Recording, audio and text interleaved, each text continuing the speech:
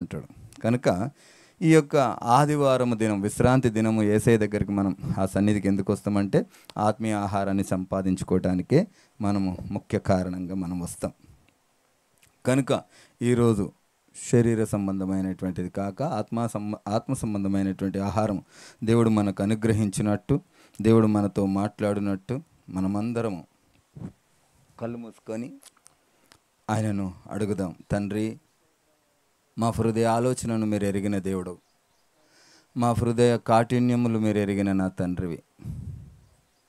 అట్టి హృదయ కాఠిన్యము నుండి మమ్మల్ని విడిపించుటకు సమర్థుడవు నాయనా. మమ్మల్ని రక్షించిన దేవుడు, మమ్మల్ని పోషిస్తున్న నా తండ్రివి.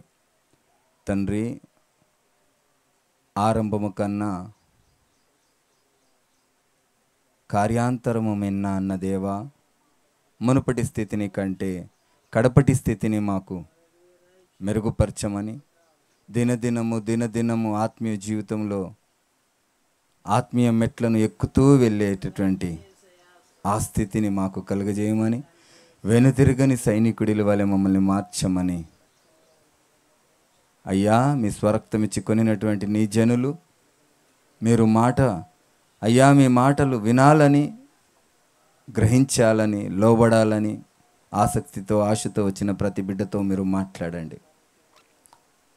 నన్ను, నా సొంతాన్ని బంధించిన ఆయన నన్ను మీ సిలువ చాటున మరుగుపరచు. నా నోటిని మీ బూరగా మలుచు తండ్రి. ప్రతి ఒక్కరూ మీ సత్య మాధుర్యాన్ని గ్రహించే జ్ఞానం మాకు దయచేయమని, మమ్మల్ని, మా సొంతాన్ని మీ చేతికి అప్పగిస్తూ నజరేయుడైన యేసయ్య మీ నామమున అడిగి వేడుకొంచున్నాము తండ్రి. ఆమెన్. నిన్న వర్షం, ఇవాళ ఉడకపోతా. కాలాలు విపరీతమైపోయినాయి. మంచిది. వాక్యంను ధ్యానించే ముందు అధిక సమయాన్ని నేను ఎక్కువ తీసుకోను, కొంత సమయం తీసుకుంటాను. శ్రద్ధగా దయచేసి ధ్యానించుదాం. తీయగలిగిన వాళ్ళు, చదవగలిగిన వాళ్ళు త్వరగా తీసి త్వరగా చదవండి. ఇబ్బంది అవుతుందేమో నాకు తీసుకో చదవడానికి, బైబిల్ రెఫరెన్స్ తీయడానికి. మరెవరు తీస్తారో చూసి, మరెవరు చదువుతారో చదవండి. మంచిది. 2 పేతురు 2వ అధ్యాయం 20వ వచనం.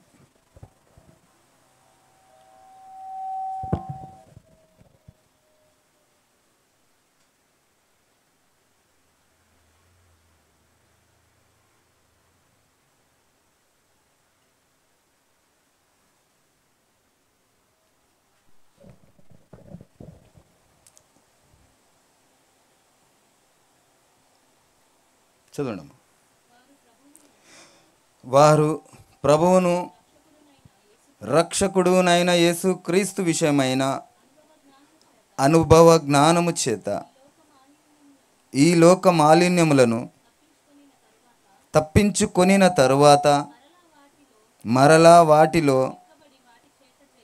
చిక్కబడి వాటి చేత జయింపబడని ఎడల వారి కడవరి స్థితి మొదటి స్థితి కంటే మరీ చెడ్డదగును. దేవుని వాక్యం మనము ప్రతిరోజు వింటున్నాం కదా.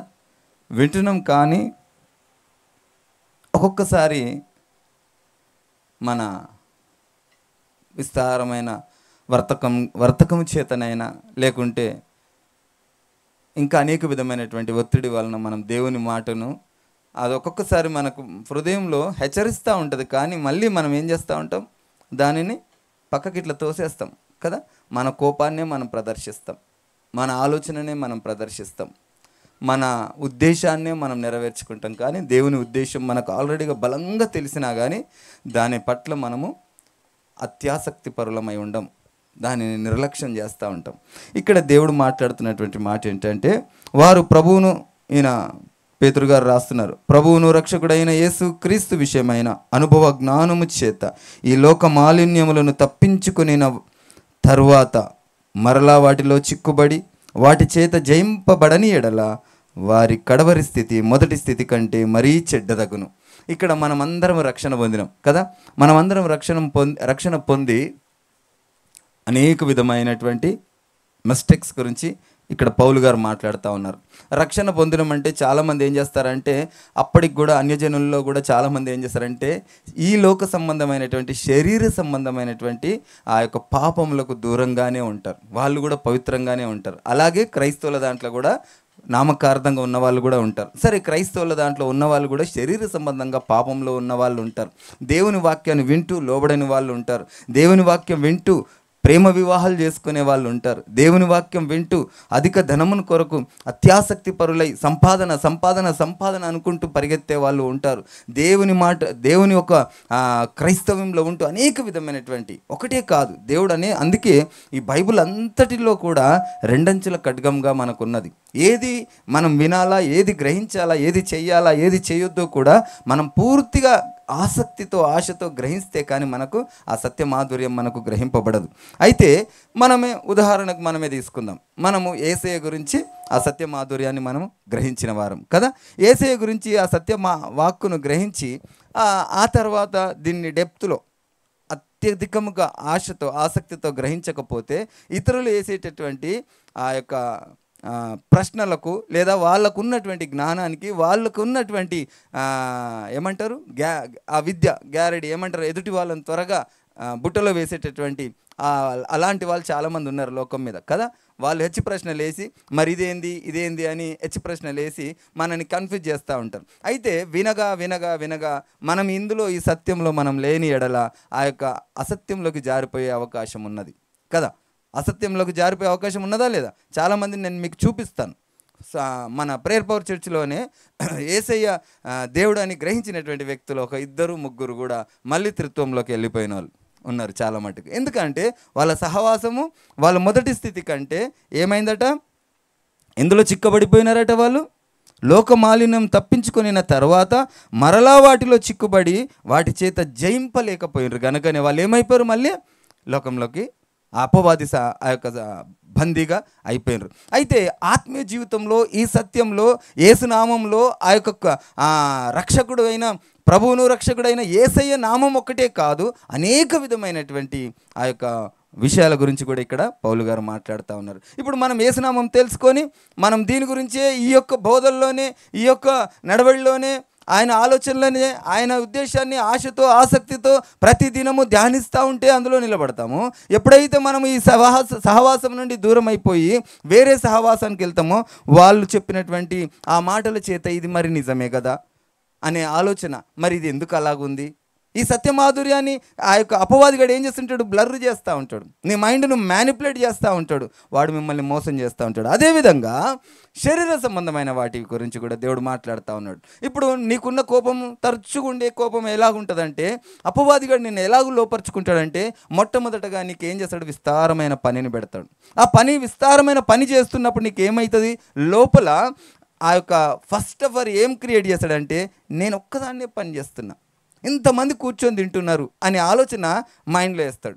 మైండ్లో వేసి ఏం చేస్తాడు, ఆ తర్వాత ఈమె నోటికి పని చెప్తాడు. ఏమని చెప్తాడు, నేను ఒక్కదాన్నే చేస్తున్నా, చేసుకోండి, ఇదండి, అలాగా అనేక విధమైనటువంటి అరుపులకు గురి చేస్తూ ఉంటాడు. ఇది ఏమవుతుంది, మనకు తెలియకుండానే మనల్ని ఎవరు మ్యానిపులేట్ చేస్తున్నారు, అపవాదిగాడు చేస్తూ ఉంటాడు. దేవుడు ఏమంటున్నాడు, హేతు అడిగిన వారికి కూడా ఆ యొక్క ప్రేమతో సమాధానం చెప్పమంటుండే, హేతుబడిగిన వారికి కూడా. కానీ మనం ఏం చేస్తున్నాం, మన పిల్లల్ని, మన కుటుంబాన్ని, మన సంఘాన్ని కూడా పని భారముతో మొట్టమొదటగా అపవాదిగాడు మనని ఏం చేస్తాడంటే పూర్తిగా ఆ యొక్క ఏ విధమైనటువంటి అంటే పనిలో ఏమంటారు నీరసింపజేసి ఆ తర్వాత కోపాన్ని ప్రదర్శింపజేస్తాడు. కోపం దేవుని నీతిని నెరవేరుస్తుందా? కోపము దేవుని నీతి నెరవేర్చదు. ఆ యొక్క విస్తారమైన పని భారంతోనే, మీరు కావాలంటే ఆదికాండంలో ఒక చోట రాయబడి ఉంటుంది, ప్రకటన హెచ్కేల్ గ్రంథంలో ఒక చోట రాయబడి ఉంటుంది, విస్తారమైనటువంటి వర్తకము చేత పాపము పెంచుకున్నారని. ఆ విస్తారమైన పని ఏమవుతుందంటే మనకే తెలియకుండా మనన్నే గొప్పగా చేస్తూ ఉంటాడు అపవాదిగాడు. నువ్వు ఒక్కదానివే చేస్తున్నావు, వాళ్ళందరూ ఊరికినే ఉన్నారు, మరి వాళ్ళకు చెప్పరా పని, వారు చెయ్యరా పని అనే ఉద్దేశంని కలుగజేసినప్పుడు అప్పుడు ఏమైపోతుంది, అపవాదిగాడు వచ్చేసి టక టక టక టక ఏం మాట్లాడిపిస్తాడు నీతోటి, దేవునికి దూరం అయ్యే మాటలను పలికిపిస్తూ ఉంటాడు. గుర్తించండి మిత్రులారా, నేను ఒక మాట మీకు ఏమని చెప్తున్నానంటే, ప్రతి చిన్న మాటను కూడా మనల్ని మనం పరీక్షించుకో. అందుకే దేవుడు ఒక పరిశుద్ధ లేఖనంలో ఒక మాట ఉంటుంది, ఏమనంటే మనల్ని మనం విమర్శించుకున్న ఎడల ఏమవుతామంట, మనము తీర్పులోనికి మనము రాము. మొట్టమొదట మనని మనమే విమర్శించుకోవాలి. మొట్టమొదట మనమే. దేవుని వాక్యం ఏమని చెప్తుంది, ఒక చెంప కొడితే రెండో చెంప దింపమంటుండు. ఒక ఆమెడ దూరం రమ్మంటే రెండో ఆమెడ దూరంలో ఎవరు రావాలా, ఎవరు చెంప దెబ్బ కొట్టాలా? మన తల్లి కొట్టాలా, మన తండ్రి కొట్టాలా, మన దేవుని బిడ్డలు కొట్టాలా? కాదు. దేవుడని తెలియని వారు కూడా నీ పక్షమున అమానుష్యంగా ప్రవర్తిస్తే నువ్వేం చేయాలా? నీ ప్రవర్తన ఒక చెంప కొడితే రెండు చెంపలు దింపాలా, ఒక ఆమెడ దూరం రమ్మంటే రెండు ఆమెడ దూరంలో పోవాలా. అటువంటిది మన కుటుంబంలోనే మన సమస్యలు మనకు అధికమవుతున్నప్పుడు మనం ఏం చేయాలి? మన కుటుంబంలోనే మనకు కోపం వస్తున్నప్పుడు మన కుటుంబాన్నే మనం రోడ్డు మీద వేస్తుంటే మనం ఏం చేయాలి? మన పిల్లల్నే మనము హింసిస్తుంటే, మన పిల్లల్నే మనము దూషిస్తుంటే మరి మనం ఏం చేయాలి? దేవుని మాటను మనం నెరవేరుస్తున్నామా, దేవుని ఉద్దేశాన్ని మనం నెరవేరుస్తున్నామా అన్న విషయాన్ని మనం గ్రహించాలి. మన పిల్లల దగ్గరనే, మన కుటుంబం దగ్గరనే మనం సరిగా లేకపోతే ఇతరుల దగ్గర మన స్టాండ్ ఎలాగుంటుంది? నా భార్య దగ్గరనే నేను కోపాన్ని ప్రదర్శిస్తే నేను బయట ఇంకెలాగూ నేను ఉండగలను? నా శరీరాన్నే నేను ప్రేమించకపోతే నేను బయట ఇంకెలాగూ నేను ప్రేమించగలను అన్న విషయాన్ని మనం పరీక్షించుకోవాలి. నా భర్తనే నేను సహించకపోతే, నా భర్తని నేను ప్రేమించకపోతే నా సహోదరులను నేను ఎలాగూ ప్రేమించగలను? ఈ విషయాన్ని మనం గ్రహించాలి. మొట్టమొదట వీటన్నిటిలో అపవాదిగాడి యొక్క ప్రధాన పాత్ర దాగి ఉన్నదన్న సత్యాన్ని మనం గ్రహించాలి. ఇక్కడ ఒక చక్కటి మాట రాయబడి ఉన్నది, అనుభవ జ్ఞానము. అనుభవ జ్ఞానం ఎప్పుడు వస్తుందమ్మా? అనుభవం ఎప్పుడు వస్తుంది? దాదాపుగా చాలా మటుకైతే ఆ లోకంలో ఉన్న వాళ్ళకైతే వృద్ధాప్యంలో వస్తుంది. ఏమనంటే ఇది చేయొద్దురా అని లాస్ట్కు వృద్ధాప్యంలో చెప్తారు. కానీ మనకేం చెప్తుండు? యవన కాలంలో యవనుడా, నీ యవన కాలం అందే యవనేచ్ఛలను వదలమని దేవుడు ఆ యవనస్తులకే చెప్తా ఉన్నాడు. ఎందుకు? అనుభవంతో ఈ యొక్క పరిశుద్ధ లేఖనం రాయబడి ఉన్నది. యవన కాలం అందే ఆయన సన్నిధికి రమ్మని. ఆ యొక్క ప్రతి ఒక్క మన నడవడిని ముందే మనకు బయలుపరుస్తూ ఉన్నాడు. మనకు వాటి నుండి మీరు జాగ్రత్తగా ఉండండి అని. లోక మాలిన్యాలను మనం తప్పించుకున్నాం. ఎలాంటి లోక మాలిన్యాలు? మీరైతే పుట్టుక క్రైస్తవులే కదా. అయితే మీరు పుట్టుక క్రైస్తవులు అయినప్పుడు ఏమైంది? మీరు దేవుని యొక్క నామాన్ని ఎరిగిన వారు కనుక ఇంకా మీకు మాలిన్యం ఉండదు కదా. ఉంటుందా? ఉండదు. ఇప్పుడు మీరు పుట్టుక క్రైస్తవులు అయిపోయినరు, కానీ లోకమాలిన్యాన్ని తప్పించుకున్న ఎడలా అంటుండు. రక్షణ ఒకటి అయిపోయిందా? తర్వాత మీరు లోకమాలిన్యాన్ని తప్పించుకోవాలంటే ఏంటి? అనేక విధమైన నిన్ను వల్ల నీ పొరుగువాన్ని ప్రేమించాలా, నీకున్న ప్రేమించుకోవడం అనేక విధమైనటువంటిది. నీ రెండు పూటల భోజనం ఉంటే ఒక పూట భోజనం ఇవ్వాలి, 2 జతల వస్త్రాలు ఉంటే ఒక జత వస్త్రం దానం చేయాలి. నిన్ను సహాయం చేయమని ఎవరైనా అడిగినప్పుడు వారికి లేదు అనకుండా నీకు కలిగిన దాంట్లో కొంతైనా సహాయం చేయాలా. రేపటి గురించి చింతించొద్దు. ప్రతిదినం ప్రార్థన చేయాలి, ప్రతిదినం వాక్యం చదవాలి, ప్రతిదినం సువార్త ప్రకటించాలి. వీటన్నిటిలో నీకు ఎక్కడ లోకమాలిన్యాలు అంటించుకుంటున్నావో ఒకసారి మనం గ్రహించాలి. వీటన్నిటిని మనం లోకమాలిన్యాల నుండి బయటకు వచ్చేసినాము. అపవాదిగాడు ఏం చేస్తాడంటే, ఈరోజు నువ్వు ఫుల్ టైర్డ్ అయిపోయినావు, నువ్వు ప్రార్థన చేయకు. ఈరోజు నువ్వు చాలా పని చేసేసినావు, ఈరోజు మీరు ప్రార్థన చేయకండి. అనేక విధమైనటువంటి ఇలాంటివి 1 కాదు 2 కాదు అనేక విధమైనటివి చేస్తూ ఆ ఒక్కదానికి నువ్వు లోబడితే ఏమవుతుంది? మరుసటి రోజు తెల్లారి ఇంట్లో ఏదో ఒక సాతాను శోధన వస్తుంది. సాతాను శోధన వచ్చినప్పుడు ఏమొస్తుంది? కోపం వస్తుంది. కోపం వచ్చినప్పుడు ఏమొస్తుంది? దేవునికి ఇష్టమైన మాటలు వస్తాయి. మాటలు వచ్చినప్పుడు ఏమవుతుంది? దేవునికి దూరం అయిపోతుంది. దేవుడు చేయదలిచినటువంటి కార్యాలు మన దగ్గర జరగవు. అపవాది గడిపోయి అక్కడ వెంబడి పిటిషన్ వేసేస్తాడు, కోర్టుల అడ్వకేట్ పిటిషన్ వేసినట్టు వేస్తాడు. ఇగో నీ బిడ్డ అన్నావు కదా, ఇగో నిన్న ఈ మాట మాట్లాడింది, ఇప్పుడు ఆమెను ప్రొటెక్ట్ చేయడానికి వీల్లది, ఇప్పుడు నా బిడ్డ అయిపోయినాడు అంటాడు. ఆ తర్వాత జరగాల్సినటువంటి మెల్లిమెల్లిగా నెమ్మదిగా నీ ఆత్మీయ జీవితం ఏమవుతుంది? విచ్ఛిన్నమైపోతుంది. మునుపటి స్థితి కంటే భయంకరమవుతుంది. ఏమంటుడు? చిక్కుబడి వాటి చేత జయింపబడని ఎడల వారి కడవరి స్థితి మొదటి స్థితి కంటే బహుచెడ్డదగును. ఎంత భయంకరంగా ఉంటుందంటే, మొదట రక్షణ పొందక ముందే ఉన్నటువంటి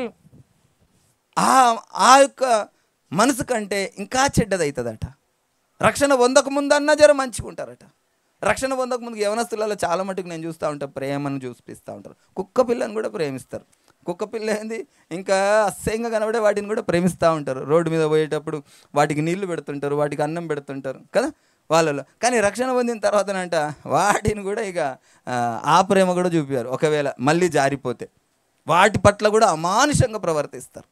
వాటి పట్ల కూడా రక్షణ పొందనప్పుడన్నా కనీసం మానవత్వం, జంతు ప్రేమనన్ను ఉంటుంది. రక్షణ పొందిన తర్వాత జంతు ప్రేమ, మానవత్వం కూడా ఉంటుంది. కానీ రక్షణ పొందిన తర్వాత మళ్ళీ వాటిని జయించకుండా పోతే జంతు ప్రేమ పోతుంది, మానవత్వం కూడా పోతుంది. మరీ చెడ్డదవుతుందట. నిస్సహాయులను కూడా తన్ని పడేస్తూ ఉంటారు, నిర్దాక్షిణ్యంగా చేస్తూ ఉంటారు. ఆ స్థితి మనకు రాకుండా ఉండాలంటే మనం వాక్యాన్ని ఫస్ట్ ఆఫ్ ఆల్ మనము గ్రహించాలి. ఒకవేళ ఆ స్థితి వస్తే ఏమవుతుంది అంటే, ఏమవుతుంది? దేవునికి ఏమైనా నష్టమా?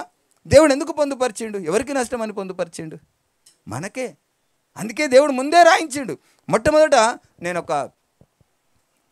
ఒక వీడియో చూసినాను. ఆ వీడియోలో ఏమంటున్నాడంటే, ఒక వ్యక్తి యేసు ప్రభువే దేవుడంట, యేసు ప్రభు దేవుడు అని నమ్మకపోతే నరకానికి పోతారంట. ఇదెక్కడి రూలు అనేసి ఆ వ్యక్తి అంటున్నాడు. దేవుడు ఏమంటున్నాడంటే, నేను దేవుడనా కాదా అన్నది ఆయన ఎక్కడ చెప్పలేదు. ఆయన మర్మంగా ప్రతి చోట మాట్లాడిండు. దాన్ని గ్రహించమని నీకే చెప్తా ఉన్నాడు. ఏమంటుండు? పురాతనమైన కట్టడల ముందు నిలబడు, ఏది సరైనదో గ్రహించి అందులో నడుచుకోమంటుండు. నేను యేసు ప్రభు దేవుడని ఎక్కడ చెప్పిండో, ఏడ అన్నాడో దాన్ని నువ్వే గ్రహించాలి. నువ్వు అడుగుతున్నావు కదా యేసు ప్రభువే దేవుడని, ఎక్కడ చెప్పిండు? యేసు ప్రభువే దేవుడని నమ్మకపోతే నరకానికి పోతారంట. ఇదెక్కడ చోద్యం అంటున్నారు కదా. అది దేవుడా కాదా, ఆయన లేకుంటే ఈ లోకంలో అసలు దేవుడు అనబడిన వారు ఎవరు అన్నది గ్రహించేటటువంటి ఆ మనసును, ఆ స్వేచ్ఛను దేవుడు ఎవరికి ఇచ్చిండు? మీకే. ఆ స్వేచ్ఛనిచ్చినప్పుడు మనం ఏం చేయాలంటే, మనం ఖచ్చితంగా అన్వేషించాలా, గ్రహించాలా. ఆయన దేవుడా కాదా, ఆయన దేవుడా కాదా, అసలు లోకంలో దేవుడు అనబడిన వారు ఎవరు, ఆ యొక్క దేవునికి ఉండవలసినటువంటి క్వాలిటీస్ ఏంటో గ్రహించేటటువంటి ఆలోచన మనకిచ్చిండు. ఆ విషయాన్ని మనము గ్రహించాలి. అయితే ఈ స్థితిని గ్రహించి మనం వచ్చినాక కూడా మనము దేవునికి అయిష్టమైన పనులు కొన్ని చేస్తున్నాం కనుక ఏమవుతుందట, మన పరిస్థితి కడవరి స్థితి ఇంకా భయంకరంగా ఉంటుంది. అయితే ఇంకా 21వ వచనం చూడండి అమ్మా. వారు నీతి మార్గమును అనుభవపూర్వకముగా తెలుసుకొని తమకు అప్పగింపబడిన పరిశుద్ధమైన ఆజ్ఞ నుండి తొలగిపోవుట కంటే ఆ మార్గము అనుభవపూర్వకముగా తెలియక యుండుటయే వారికి మేలు. హల్లెలూయా. నువ్వు దేవుని దగ్గరకు వచ్చి దేవుని తెలుసుకొని తిరిగి లోకాన్ని ఆశించి ఆ పాస్టర్ని చూసో, ఆ పాస్టరమ్మని చూసో, ఆ యొక్క సంఘస్థురాలను చూసో, ఈ యొక్క సంఘస్థురాలను చూసో, వారు పనిచేస్తున్న విధానాన్ని చూసో, వారు సంపాదిస్తున్న విధానాన్ని చూసో, వారు తిరుగుతున్నటువంటి కార్లను చూసో, వారు అనుభవిస్తున్నటువంటి భోగాన్ని చూసో నువ్వు గనక జారిపోతే ఏమంటున్నాడు అమ్మా దేవుడు? ఏమన్నాడు కింద 21వ వచనంలో? మీకు అర్థమైంది ఏంది? చదివిరు కదా. ఏమర్థమైంది తల్లి? అనుభవపూర్వకముగా తెలియక యుండుటే వారికి మేలు. నీకు దేవుని గురించి తెలియకుండా ఉంటే మేలు. మరి నీకు దేవుని గురించి తెలుసు, దేవుడు ఏం చేయమన్నాడో అది తెలుసు, దేవుడు ఏం చేయొద్దన్నాడో నీకు తెలుసు. కానీ నువ్వు చేస్తున్నటువంటి విధానము ఏమవుతుంది? కడవరి స్థితి బహు చెడ్డదైపోతుంది. దానికంటే నీకు యేసు ప్రభుల వారి గురించి నీకు తెలియకుండటమే మేలు అంటున్నాడు ఇక్కడ. నీకు ఆయన ప్రార్థన చేయాలని తెలుసు, సువార్త ప్రకటించాలని తెలుసు, ఆయన ప్రేమను చూపాలని తెలుసు, విస్తారమైన పని పెట్టుకోవద్దని తెలుసు. మనం చూసుకున్నాం కదా మరియా మార్తల్లో ఏమైనా ఉన్నారు. మార్త గారు ఏం చేసిర్రు? విస్తారమైన పని పెట్టుకొని, అది కూడా ఎవరి కొరకు? దేవుని కొరకే. చాలామంది ఏం చేస్తారు? పని చేసి కానుకలు ఇద్దాం, పని చేసి దశంభాగం ఇద్దాం, పని చేసి సేవకు సహకరిద్దాం అనుకుంటారు. కానీ ఆ పని ఏమవుతుందట? వ్యర్థమని దేవుడి వాక్యం చెప్తా ఉన్నది. 90% దేవుని కొరకు వెతుకు, 10% పని నీ యొక్క శరీరానుసారమైనటువంటి ఆహారం కొరకు వెతకమంటే మనము 100% శరీరానుసారమైనటువంటి ఆహారం కొరకు, శరీరానికి సంబంధమైనటువంటి ఆ పనుల కొరకే మనం చేస్తూ ఉంటే దేవుని యొక్క వాక్యం అట్లా చెప్తలేదు. అందుకే ఏమంటున్నావు? మరి మార్తా నువ్వు విస్తారమైన వర్తకం చేత పనికి మాలిన పని చేస్తూ ఉన్నావు. మరి ఏం చేస్తుందట? సరి అయిన పనే చేస్తున్నది. మనం ఆత్మీయ ఆహారం కొరకు మనం ప్రయాసపడమని దేవుని వాక్యం చెప్తా ఉంది. అయితే ఇవన్నీ మనకు తెలిసి కూడా నీవు విస్తారమైన పని పెట్టుకుంటే ఏందట? నీకు దేవుని గురించి తెలిసి కూడా వ్యర్థమే, తెలియకపోవుటనే మేలు అంటున్నాడు. నీకు తెలుసుకొని లాభం లేదు. నువ్వు అన్నీ తెలుసుకున్నావు కానీ ఏమి లాభం? నువ్వు ఆయన మాట విననట్టే. నువ్వు ఆయన ఆజ్ఞకు లోబడనట్టే. నీకు అన్ని తెలిసి కూడా నువ్వు ఏ పని చేయకపోతే తెలుసుకోకుండా ఉండటమే మేలంటుండే. ఎందుకు అంటే తెలుసుకోకుండా ఉండటమే మేలంటే సరిపోని నాకు తెలియకుండా అనుకుంటా ఉంటా అన్నట్టుగా లేదు అక్కడ. తర్వాత ఏమైతే కూడా దేవుని వాక్యం పొందుపరుస్తా ఉన్నాడు. తెలియని వాళ్ళు దౌర్భాగ్యులు, తెలిసిన వాడు నువ్వు అదృష్టవంతుడివి. కానీ తెలిసి నువ్వు అనుభవించకపోతే దాని తర్వాత ఏమవుతుందో కూడా చెప్తా ఉన్నాడు. కానీ ఇక్కడ ప్రధానంగా ఏమంటున్నాడు, వారు నీతి మార్గమును అనుభవపూర్వకముగా తెలుసుకొని తమకు అప్పగింపబడిన పరిశుద్ధమైన ఆజ్ఞ నుండి తొలగిపోవుట కంటే ఆ మార్గము అనుభవపూర్వకముగా తెలియక ఉండుటయే వారికి మేలు. నువ్వు తెలుసుకొని నువ్వు దేవునిలో నడవకపోతే ఎంతటి దౌర్భాగ్య స్థితి వస్తుందో కింద చూపిస్తూ ఉన్నాడు. నువ్వు తెలుసుకొని దేవునితో నడవకపోతే ఎలాగుంటుందో ఆ యొక్క స్థితి తర్వాత అనేక మందిని మనం చూసినాం. దానిని ఏ విధమైనటువంటి ఆ యొక్క పోలిక పోలుస్తున్నాడో కింద చూద్దామమ్మ. 22వ వచనము, కుక్క తన వాంతికి తిరిగినట్టు కడగబడిన పంది బురదలో దొర్లుటకు మళ్ళినట్టు అను నిజమైన సామెత చొప్పున వీరికి సంభవించెను. ఎలాంటివి ఉండట, ఈ దేవుని మాటను తెలుసుకొని తిరిగి వాళ్ళు ఆ విధంగా లోక సంబంధమైనటువంటి దేవుని యొక్క వాక్యాన్ని ధ్యానించక ఆ వాక్యానుసారంగా నడవకపోతే ఏమవుతుందట, కుక్క తన వాంతికి తిరిగినట్టు కడగబడిన పంది బురదలో దొరలుటకు మళ్ళినట్టును అను నిజమైన సామెత వారికే. చాలా చోట్ల దేవుడు పంది కుక్క మనం దేనితో పోలుస్తూ ఉన్నాడంటే అంత దౌర్భాగ్యమైనటువంటి స్థితి. దేవుడిచ్చినటువంటి ఆ ధన్యతను మనం దూరం చేసుకుంటుంటే మన స్థితి ఏంటట, దౌర్భాగ్యపు స్థితి. తెలుసుకొని మనం సరైన నడవడిన నడవకపోతే, తెలుసుకొని మనం ఓపికతో ఉండకపోతే, తెలుసుకొని మనము భరించకపోతే, సహించకపోతే మనం ప్రార్థన చేయాలా. భరించే మనసు మనకు ఉండదు. సహజ సిద్ధ స్వభావమే కోపము, ఈ యొక్క విస్తారమైన వర్తకము చేత కోపము, ద్వేషము, అసూయ అనేక విధమైనవి ఉంటాయి. ఎలాగుంటాయంటే అపవాదిగాడు మనకు చెప్పినప్పుడు న్యాయంగానే అనిపిస్తుంది అక్కడ చూస్తే. కానీ దేవుని మాట ఏమంటుందంటే, మీ మీద అబద్ధముగా చెడ్డ మాటలు ఎలా పలుకున్నప్పుడు మీరు ధన్యులు అంటాడు. మీ మీద అన్యాయస్తులు మీ మీద ఏమైనా ఏలుబడి చేస్తే మీరు ధన్యులు, మీ ఫలం అధికమవుతుంది. మీరు అనుకుంటున్నారా మీరు చేసేటటువంటి ఏ పనికైనా ప్రతిఫలం దొరకదు అనుకుంటుర్రా? ప్రతి పనికి కూడా మీకు ప్రతిఫలం దొరుకుతుంది. 3 రాళ్ళు ఏం చేస్తుందట, ఏం చేస్తుందమ్మా, పెరికి వేస్తుంది. జ్ఞానవంతురాలు ఏం చేస్తుందమ్మా, కట్టుకుంటుంది. మరి ఇందులో ఇల్లు కట్టుకోవడం అంటే ఏ విధంగా ఉంటాయమ్మా, అనేకమైనవి ఉంటాయి. నేను ఒక్కొక్కటి స్పెసిఫిక్గా నేను మెన్షన్ చేయను. మరి కట్టుకునే స్థితిలో ఉన్నామా, పెరికి వేసే స్థితిలో ఉన్నామా? నీ కోపం పెరికి వేసే స్థితిలో ఉందా, నీకు ప్రేమ కట్టుకునే స్థితిలో ఉందా? ఆ విషయాన్ని మనల్ని మనం పరీక్షించుకున్న ఎడల మనల్ని మనం విమర్శించుకోమంటుండే దేవుడు. పరీక్షించుకోవడం తర్వాత మాట, విమర్శించుకోండి. ఎవరో అనేది కాదు, మీరే అనండి, మీరే అనుకోండి. నా పరిస్థితి ఎందుకుంది ఇంత దరిద్రంగా, ఎందుకుంది నా పరిస్థితి, ఎందుకు ఇంత మూర్ఖంగా మారుతుందని మీరే విమర్శించుకోవడం మొదలు పెట్టండి. పరీక్షించుకోవడం అంటే తర్వాత మాట, దూరం మాట. ఆ విషయాన్ని మనం గ్రహించాలి.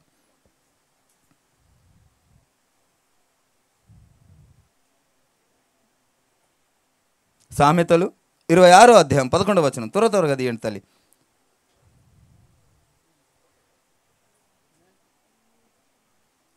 సామెతలు 26వ అధ్యాయము 11వ వచనం. తన మూఢతను మరలా కనపరుచు మూర్ఖుడు కక్కిన దానికి తిరుగు కుక్కతో సమానుడు. హల్లెలూయా. ఎందుకు హల్లెలూయా? కుక్కతో సమానులు మన్నందుక, ఆ సత్యాన్ని మనకు గ్రహింపజేసినందుకు. దేందట, తన మూఢతను, మూర్ఖ స్వభావం. చెప్పినా వినరు, చెప్పినా ఆలోచించరు, చెప్పినా దాన్ని అనుసరించరు. దాని గురించి దేవుడు మాట్లాడుతున్నటువంటి మాట ఏంటంటే, తన మూఢతను మరలా కనపరచు మూర్ఖుడు కక్కిన దానికి తిరుగు కుక్కతో సమానుడు. చాలా మటుకు పాత జీవితాన్ని విడిచిపెట్టినాం, దేవుని దగ్గరికి వచ్చినాము, దేవుని స్వభావాన్ని మనం గ్రహించినాము, దేవునికి ఇష్టంగా మనం జీవించినాము. అయితే ఏమంటున్నాడు, చాలామంది ఏదన్నా ఒక మాట అంటే, నా సంగతి మీకు ఇంకా తెలియదు, నా పరిస్థితి పాత స్థితిని మీకు తెలియదు.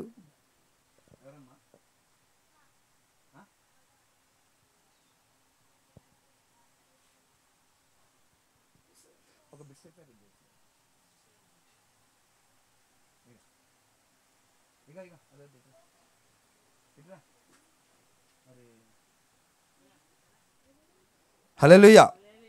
మంచిది.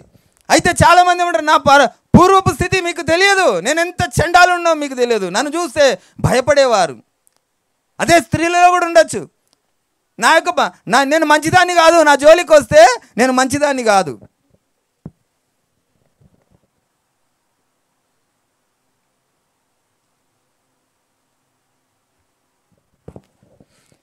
నా బలగాన్ని చూస్తే మీరు నిలబడలేరు, నా బలాన్ని చూస్తే మీరు తట్టుకోలేరు. ఎలాంటి స్థితి, ఎలాంటిది మాట? మూర్ఖపు మాట. తన మూఢత మరల కనపరచు. నీలో ద్వేషము చచ్చిపోయింది, కానీ నీలో ద్వేషం మొదలైంది. ఏమైనట్టప్పుడు? నీలో సహనము వచ్చింది, అసహనం పోయింది, మళ్ళీ నీలో అసహనం వచ్చింది. మళ్ళీ ఏమైనట్టు? కుక్క వాంతిని తిరిగినట్టు మీరు కుక్కగా మార్చబడుతున్నారని దేవుని వాక్యం చెప్తా ఉంది. ప్రతి నిమిషము మనుషుడు స్వభావ సిద్ధిగా ఆ యొక్క అపవాది చేత పీడింపబడుతూ ఉన్నాడు. కానీ మనం ఏం చేయాలా? వచ్చిన మాట ఒకవేళ అనుకోకుండా అనాలోచితంగా ఒక మాట వస్తే మనని మనం పరీక్షించుకోవాలి. దేవా క్షమించమని అడగాల. వాటి నుండి నిన్ను దూరపరుస్తాడు, వాటి నుంచి విడిపించి స్థిరపరుస్తాడు దేవుడు. మనలో ఏదైతే పాత జీవితం ఉండేనో తిరిగి నీ యొక్క ఆత్మీయ జీవితంలోకి వచ్చిందంటే నువ్వేం కుక్కతో సమానమనే దేవుని వాక్యం చెప్తా ఉంది. కుక్కకు నీకు తేడా లేదని చెప్తా ఉన్నది. ప్రతి మాట మనందరికీ వర్తిస్తుందన్న సత్యాన్ని మనం గ్రహించి మనం లోబడాల. దేవుని వాక్యం వచ్చినప్పుడే మనం ధన్యులమనాల, హెచ్చరించినప్పుడే మనం ధన్యులమని గ్రహించాల. దానికి ఆ యొక్క స్థితిని మార్చుకునే ప్రయత్నం మనం చేయాలి. మనం ఏదైనా రోగం వచ్చినప్పుడు హాస్పిటల్కి వెళితే మనకు సూది ఎందుకు గుచ్చుతున్నాడు, ఆ బాధ ఎందుకు అవుతుందో మన రోగాన్ని తీసివేయడానికి. చాలా మట్టుకు జ్వరం వచ్చినప్పుడు గోళీలేసి పిల్లల్ని పడుకోబెడతా ఉంటుంటే ఆ జ్వరం తగ్గకపోతే ఏమంటారమ్మా? సహజ సిద్ధమైనటువంటి మాట. ఇక ఈ గోళీలు పనిచేయగానే ఏమేయాలి? వీడికి సూదేయాల. సూదంటే పిల్లలు గజ్జమని అనుకుతారు కదా, పిల్లలేంది పెద్దోళ్ళు కూడా అనుకుతారు. అటువంటిది గాయము కాకుండా నీ రోగం మాయం అవ్వదు, నీ హృదయానికి బాధ కలగకుండా నీ ఆత్మీయ స్థితి మెరుగుపడదు. ఆ విషయాన్ని గ్రహించండి. బాధ కలుగుతుండొచ్చు, మంచిదే.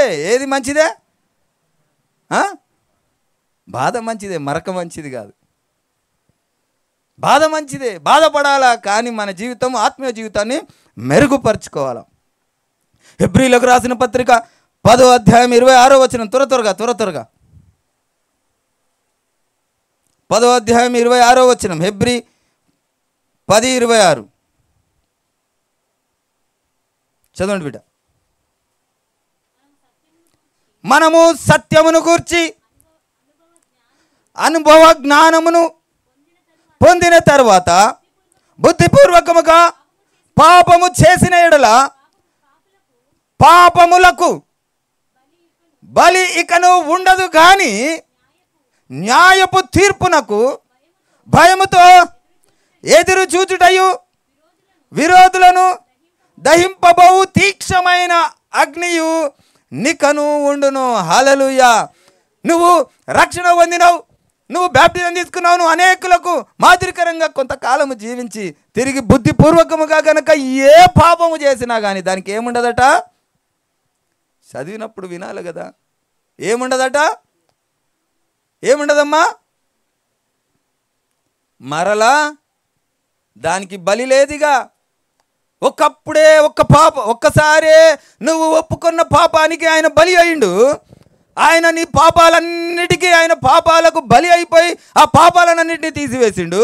నీకు వాటన్నిటిని కూడా గ్రహింపజేసిండు. ఇది పాపం బిడ్డ, ఇది పాపం బిడ్డ, ఇది చెయ్యొద్దు బిడ్డ, ఇది చెయ్యి బిడ్డ అని నీకు చెప్పిండు. తర్వాత ఏ ఒక్కటి కూడా ఉద్దేశపూర్వకంగా కనుక పాపము చేస్తే దేవుడు ఏమంటుండు? దాని కొరకు పాప పరిహార్థ బలి లేదు, మీరు ఖచ్చితంగా అగ్నిలో కాల్చబడతారని అంటున్నాడు. అనుకుంటుండ్రేమో నేను ఇవాళ ఏదో ఒకటి హృదయేచ్ఛను, శరీరేచ్ఛను నెరవేర్చుకొని తిరిగి ఆయనను క్షమించమని అడిగితే ఆయన కరుణామయుడు, ఆయన ప్రేమామయుడు, ఆయన దయామయుడు, ఆయన కనికరిస్తాడు అనుకుంటున్నారు. ఆయన న్యాయవంతుడు, ఆయన న్యాయములో లోపము లేదని అనేక చోట్ల రాయబడ్డది.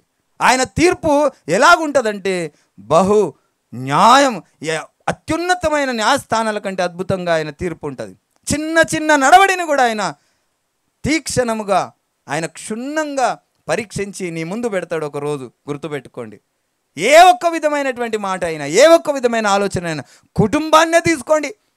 మిమ్మల్ని ఒక స్త్రీల గురించి ఒక మాట మాట్లాడుతున్నా, అనేక చోట్ల పోయి వేరే వేరే సంఘాలలో లేకుంటే ఉభయ సభలలో ప్రసంగించి సువార్త ప్రకటించడమే కాదు, అదే ప్రసంగం, అదే సువార్త కాదు. స్త్రీలకు ఉన్నటువంటి దాంట్లో మీకు ఉన్న కొలది, మీకున్నటువంటి పరిధిని బట్టి మీ ఇంట్లోనే మీ యొక్క కుటుంబాన్ని సంరక్షించుకుంటే, నీ కుటుంబాన్ని సంరక్షిస్తే నీకేమవుతుంది? నీ కుటుంబ యజమాని తలెత్తుకొని బయట తిరగగలుగుతాడు. నీ కుటుంబాన్ని నువ్వు సరిగ్గా నువ్వు సమలాయించుకుంటే నీ యజమాని తల ఏమంటే శిరస్సు ఏడుంటుంది? ఆ యొక్క సమాజంలో ఒక కిరీటంలా, ఒక మేలుకరంగా సమాజానికి ఉంటుంది. కనుక స్త్రీకి ఉన్నటువంటి ఆ యొక్క పరిధిలోనే మన ప్రవర్తన సరిచూసుకోవాలా. ఆ యొక్క దాంట్లోనే మనం ఎలాగూ చేస్తున్నాం, ఉన్న దాంట్లోనే ఓపికతో, సహనముతో, ప్రేమతో దేవుని యొక్క తత్వమును చూపిస్తూ బ్రతకాల. అందరిలా నువ్వే మాట్లాడితే నీకు వాళ్ళకు తేడా ఏముంది? అందరిలా నువ్వు కోపం చూపిస్తే నీకు వాళ్ళకు తేడా ఏముంది? అందరిలాగా నువ్వు ప్రేమ చూపిస్తే వాళ్ళకు నీకు తేడా ఏముంది? అందరూ అలాగే చేస్తున్నారు కదా. మన ఇంటి ముందు చూస్తూ ఉంటాం, ఒక ముసలావిడ రోజు వస్తుంది ఒక ఆవిడ ఇంటికి, అన్యురుల ఇంటికి. వాళ్ళకు రోజు ఇంత ఉదయాన్నే ఏదో పెడతారు కదా. వాళ్ళకు మనకుంటే మంచి గుణమే ఉంది కదా.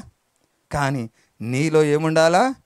అన్యాయంగా నిన్ను ఏమైనా అన్నా కానీ ఓర్చుకునే స్వభావం ఉండాలి. నీ కుటుంబం కొరకు నువ్వు చచ్చేంతగా నీ యొక్క పనినే కానీ, నీ ప్రాణాన్నే కానీ, ప్రతి ఒక్కటి. ఎందుకంటే దేవుడు మొట్టమొదటగా కుటుంబాన్నే దేవుడు మాట్లాడుతూ ఉన్నాడు. మొట్టమొదట కుటుంబం పటిష్టంగా ఉంటే ఇంకేం పటిష్టంగా ఉంటుంది? సంఘం పటిష్టంగా ఉంటుంది. సంఘం పటిష్టంగా ఉంటే ఏముంటుంది? మన ఆత్మీయ జీవితము, మన యేసయ్య ఉద్దేశం పటిష్టంగా ఉంటుంది. ఫస్ట్ కుటుంబం చక్కగా ఉండాలంటే నీ ప్రవర్తన అనేకుల వలె నీ ప్రవర్తన ఉంటే వ్యర్థమే. కేవలం ప్రార్థన చేస్తా, కేవలం బైబిల్ చదువుతా అంటే కాదు. ప్రతి విషయంలో అన్ని జనులు నిన్ను విమర్శించుకో. ఇది అన్యులు చేస్తారు కదా, మరి నేను ఇంకేం చేయాలా, ఇంకా అధికంగా ఏం చేయాలా, నేను ఇంకా ఏదైనా గొప్పగా నా ప్రదర్శన ఉండాలా, దేవుని బిడ్డగా నా ప్రదర్శన ఉండాలని నువ్వు ఇంకా ప్రయత్నం చేయి.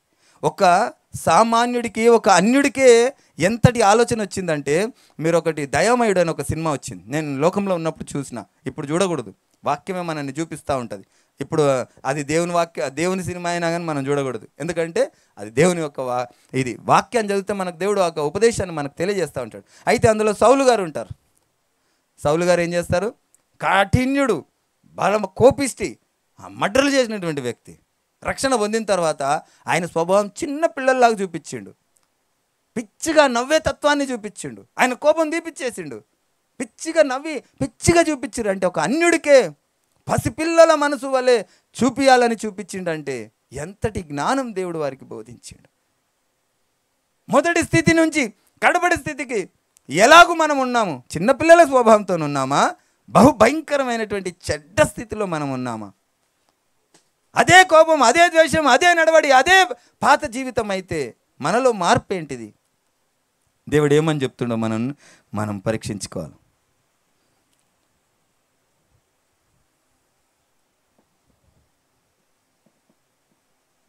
మత్తయి సువార్త 12వ అధ్యాయం 43వ వచనం, త్వరగా తీయండి బిడ్డ. మత్తయి సువార్త 12వ అధ్యాయం 43వ వచనం.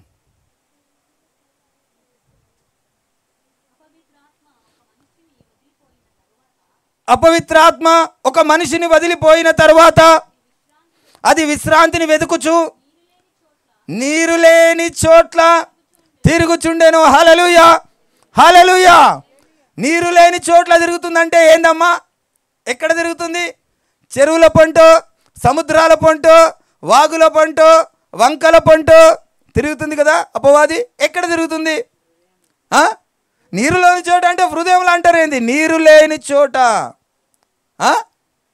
ఎక్కడ తిరుగుతుంది? అమ్మా చెప్పాలా గట్టిగా, త్వరగా. పాతాళంలో. ఇంకా ఎక్కడ తిరుగుతుంది? భూమి మీద. ఇంకా ఎక్కడ తిరుగుతుంది? నీరులోంచి ఎక్కడ తిరుగుతుంది? భూమి మీద. ఇంకా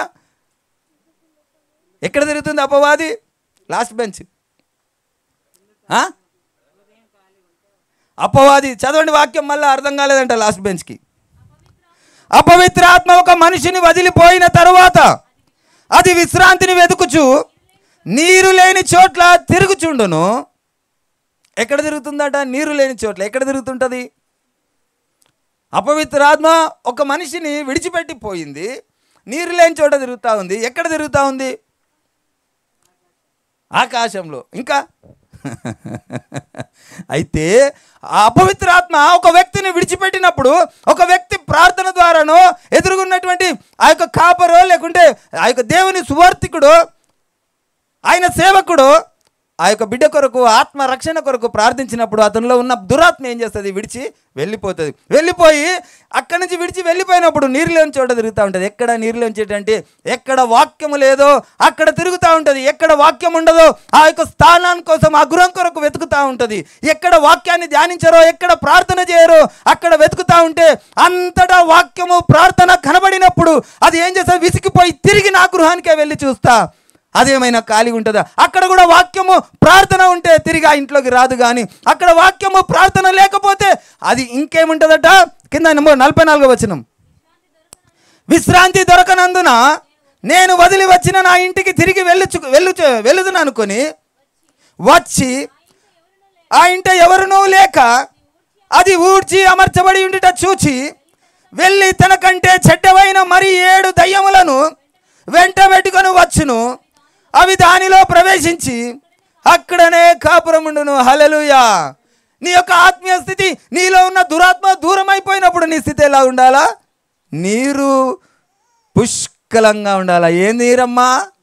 డాక్టర్లు తాగమన్నాడు కదా 7 లీటర్ల నీళ్ళు. ఆ నీళ్ళు కదా డాక్టర్లు ఏమంటారు? 7 లీటర్లు, అట్లీస్ట్ 3 లీటర్లు తాగాల. ఆ పక్కకు కొంతమంది అయితే బాటలు పెట్టుకొని పుజా తాగుతూ ఉంటారు. ఆ నీళ్ళు కాదు. దేవుడు ఏమంటాడు? మనిషి రొట్టె వలన జీవించాడు కానీ నా నోటి నుండి వచ్చి ప్రతి మాట వలన మనిషి జీవించును అని చెప్తా ఉన్నాడు. ఆయన ఆ దయ్యము మనలో ప్రవేశించకుండా ఉండాలంటే మనలో ఏముండాలి? ఏ నీరు ఉండాలా? వాక్యము, ప్రార్థన అన్నవా ఆ నీరు మనలో ఉంటే ఆ దయ్యం ఏం చేస్తుంది? మళ్ళీ తిరిగి చూసి పారిపోతుంది. కనుక ఆ యొక్క స్థితి మనలో ఉండాలి. ఏ స్థితి? ఊడ్చి అమర్చబడి ఖాళీగా ఉన్న ఇల్లులా ఉండకుండా మన హృదయములో ఆ నీరు ప్రవహిస్తూ ఉండాలా. ఆయన వాక్యం ప్రవహిస్తూ ఉండాలా. ఆయన ప్రార్థన మనలో ప్రవహిస్తూ ఉండాలా. ఇతరుల కొరకు ప్రార్థన చేస్తూ ఉండాలా.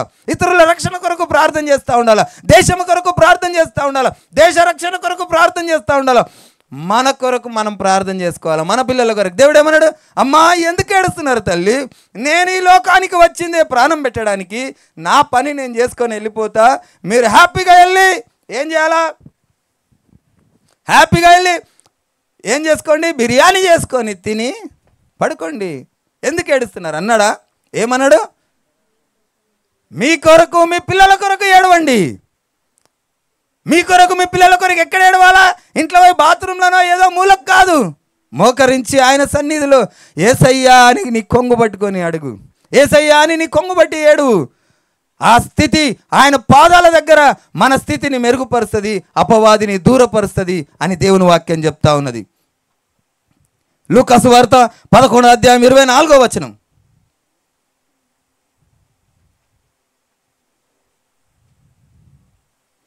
లూకాసు వార్త 11వ అధ్యాయం 24వ వచనం.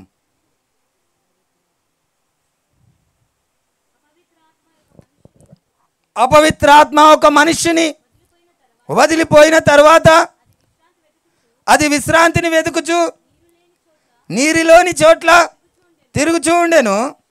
విశ్రాంతి దొరకనందువలననే నేను విడిచి వచ్చిన నా ఇంటికి తిరిగి వెళ్ళుదును అనుకొని వచ్చి ఆ ఇల్లు ఊడ్చి అమర్చి ఉండుట చూచి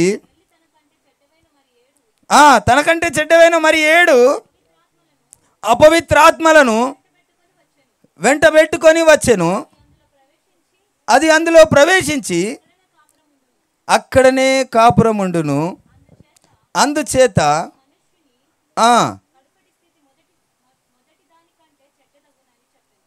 హల్లెలూయా. నిజంగా మన జీవితాన్ని మనము పరీక్షించుకోవాలి. మనలో ఏ అపవిత్రాత్మ జరిగింది, ఏ అపవిత్రాత్మ ఏలుబడి చేస్తుంది? మన అధికారి దేవుడు ఉన్నాడా? మన అధికారి అపవిత్రాత్మ ఉన్నదా? మనని మనం విమర్శించుకోవాలి, మనని మనం పరీక్షించుకోవాలి. ప్రతి చిన్న విషయాన్ని మనం విమర్శించుకుంటే ఆ యొక్క మన స్థితి ఎలాగుంటుంది? అపవిత్రాత్మ ఏలుబడి చేస్తున్నటువంటి ఆ స్థితి ఉండదు. ఆ విషయాన్ని మనం గ్రహించండి. అయితే ఏమంటున్నాడు ఇక్కడ? అపవిత్ర ఆత్మ అన్నీ వచ్చి కూర్చుంటాయి. అయితే మనం ఏం చేయాలా? నేను ప్రార్థన చేసేటప్పుడు మా ఆవిడ పక్కకుంటుంది, ఒక్కొక్కసారి వింటుంది. తర్వాత ప్రార్థన అయిపోయిన తర్వాత ఏమైందయ్యా, ఎందుకు అట్లా చేసినావు, ఏమైందయ్యా, అది ఏమైంది అని అడుగుతూ ఉంటుంది. మనము యేసయ్య దగ్గర ప్రతి విషయాన్ని, మనలో అపవిత్ర ఆత్మ పని చేసినటువంటి తొందరపాటు ద్వారా వచ్చినటువంటి ఆ విషయాన్ని మనం ఏం చేయాలి? యేసయ్య దగ్గర ఒప్పుకొని కడిగేసుకొని విడిచిపెడతా ఉండాలి. అప్పుడు ఏమైతే మన స్థితి మొదటి స్థితి కంటే మెరుగైన స్థితిగా ఉంటుంది. కడపడి స్థితి చెడ్డగా ఉండదు. ఆ విషయాన్ని మనం గ్రహించాలి. చివరిగా సమయం అయిపోతున్నది. 2 పేతురు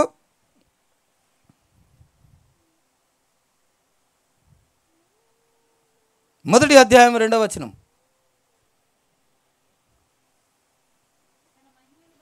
తన మహిమను బట్టి గుణాతిశయమును బట్టి మనలను పిలిచిన వాని గూర్చిన అనుభవ జ్ఞానము మూలముగా ఆయన దైవ శక్తి జీవమునకును భక్తికిని కావలసిన వాటన్నిటినీ మనకు దయచేయుచున్నందున దేవుని గూర్చినట్టియు మన ప్రభువైన యేసును గూర్చినట్టియు నైనా అనుభవ జ్ఞానము వలన మీకు కృపయు సమాధానము విస్తరించునుగాక. ఆ మహిమ గుణాతిశయములను బట్టి, గుణాతిశయం, ఆ మహిమ గుణాతిశయములు ఏంటో చూద్దామా? ఆయన మనకు అమూల్యములను అత్యధికములను అయిన వాగ్దానములను అనుగ్రహించి ఉన్నాడు. దురాశను అనుసరించుట వలన లోకమందున్న భ్రష్టత్వమును ఈ వాగ్దానముల మూలముగా మీరు తప్పించుకొని దేవ స్వభావమునందు పాలివారగునట్లు వాటిని అనుగ్రహించెను. ఆ హేతువు చేతనే మీ మట్టుకు మీరు పూర్ణ జాగ్రత్త గలవారై మీ విశ్వాసమందు సద్గుణమునందు జ్ఞానమునందు ఆశానిగ్రహమునందు సహనమునందు భక్తి యందు సహోదర ప్రేమయందు దయను అమర్చబడుకొనుడి. హల్లెలూయా. ఇవన్నీ మనలో ఉంటే ఎలాగుంటాయో వీటన్నిటిని దేవుడు మనకు జ్ఞాపకం చేస్తా ఉన్నాడు. ఏమేం కావాలంటే దయను, ప్రేమను, భక్తిని, సద్గుణమును, ఆశా నిగ్రహమును, వీటన్నిటిని ఇంటికి వెళ్ళినాక చదువుకోండి ఎంత అద్భుతంగా ఉన్నాయో. వీటన్నిటిని బట్టి మనం ఏం చేయిస్తామంటే అపవాది యొక్క ఆ కడపడి స్థితి, చెడ్డ స్థితిని కూడా మనము జయిస్తాము. ఇవి మనలో ఉన్నాయా? మనలో ప్రేమ ఉందా? మనలో ఆశానిగ్రహం ఉందా? మనలో సహనం ఉందా? మనలో ఓర్పు ఉందా? మనలో ప్రేమ ఉందా? మనలో దయ ఉందా? మనలో భక్తి ఉందా? వీటన్నిటిని కూడా మనని మనం పరీక్షించుకొని విమర్శించుకుంటే కడపటి స్థితి మెరుగైన స్థితిగా ఉంటుంది, చెడ్డ స్థితిగా ఉండదు. ఈరోజు దేవుడు మాట్లాడుతున్నాడు మనతో. మనము ఆ దేవుని సత్యంలోనికి వచ్చినాం అనుకుంటున్నాము, కానీ మనలో ఏం లేదు. అపవాది వెతుకుతున్నటువంటి నీరు లేదు. అపవాదిగాడు ఏం వెతుకుతుండే? నీరు లేని చోటు కావాలనుకుంటున్నాడు. మనలో కూడా నీరు లేకపోతే ఏమవుతుంది? అపవాదిగాడు తప్పక పని చేస్తాడు. మనలో నీరు ఉండాలి, వాక్యం ఉండాలి, ప్రార్థన ఉండాలి, ప్రవర్తన ఉండాలి. ఇవన్నిటిని మనం పరీక్షించుకోవాలి. 2 పేతురు 1వ అధ్యాయం 2 నుంచి ఆ యొక్క చివరి దాకా చూసుకుంటే ఆ యొక్క అద్భుతమైన మాటలు ఆయన మనకు తెలియజేసినాడు. 8వ వచనం చూడమ్మా. ఇవి మీకు కలిగి విస్తరించిన ఎడల అవి మన ప్రభు అయిన యేసు క్రీస్తును గుర్చిన అనుభవ జ్ఞానమును విషయములో మిమ్మును సోమరులైనను నిష్ఫలులైనను కాకుండా చేయును. హల్లెలూయా. సోమరులను కూడా చేయదట కదా.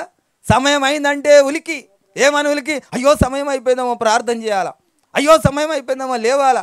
అలాంటప్పుడు నువ్వు ఆ యొక్క ఆసక్తితోని ఆ సోమరితనాన్ని విడిచి ఆ యొక్క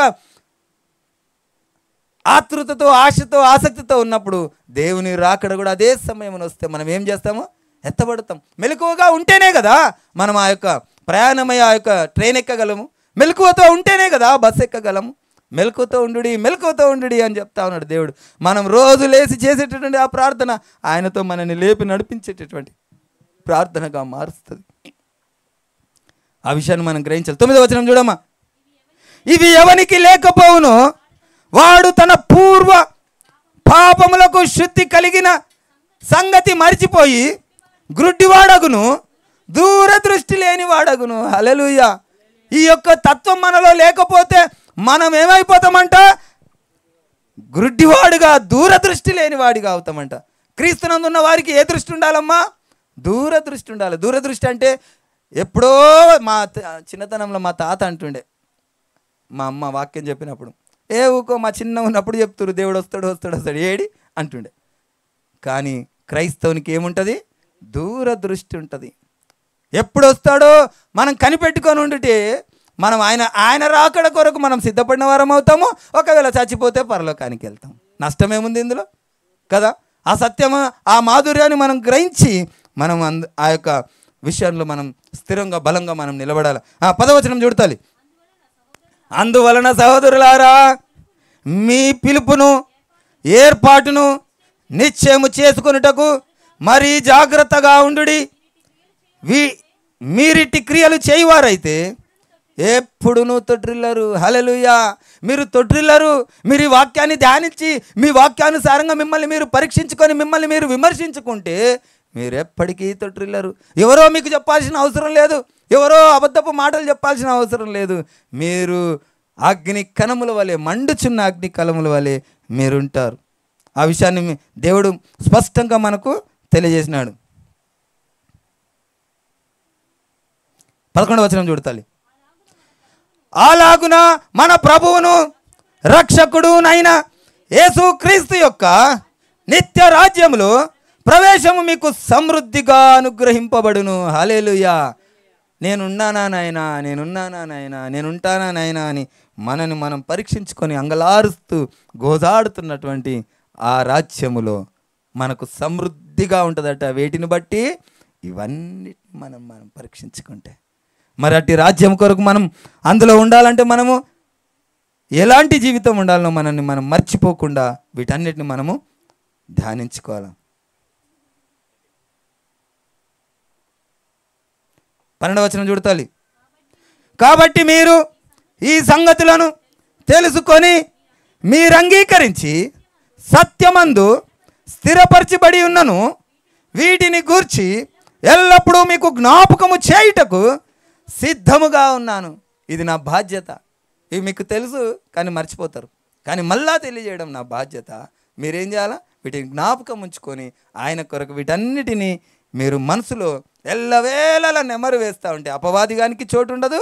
మీరు ఆ నిత్య రాజ్యంలో మీ యొక్క స్థానము స్థిరపరచబడి ఉంటుందని దేవుని వాక్యం చెప్తా ఉన్నది.